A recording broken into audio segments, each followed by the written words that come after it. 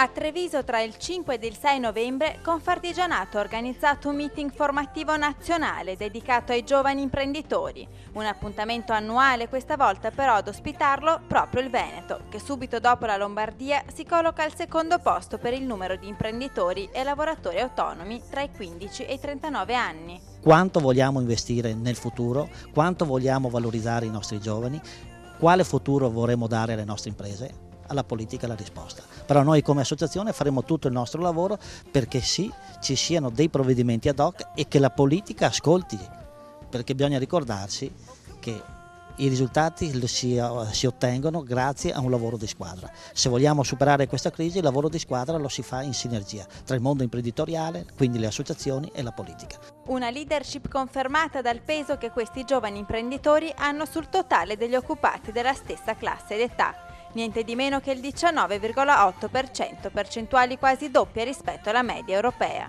Ma i numeri parlano chiaro anche in termini di disoccupazione, tant'è che i dati Istat hanno rilevato nel Veneto nell'ultimo triennio una diminuzione dell'occupazione di ben 92.000 unità, ovvero il 13,2% in meno.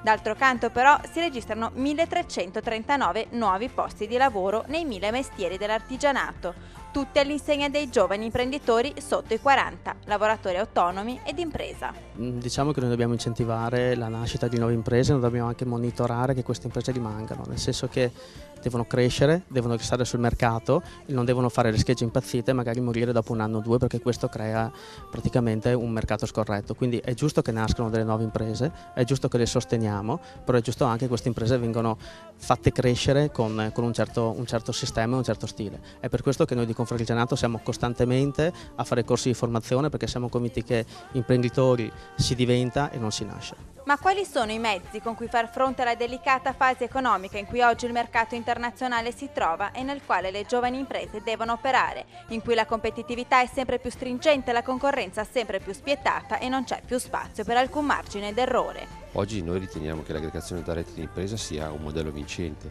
perché può permettere ad imprese piccole che mettendosi insieme possono aggredire i mercati più grandi, dove normalmente sono solo le grandi imprese ad avere un ruolo predominante.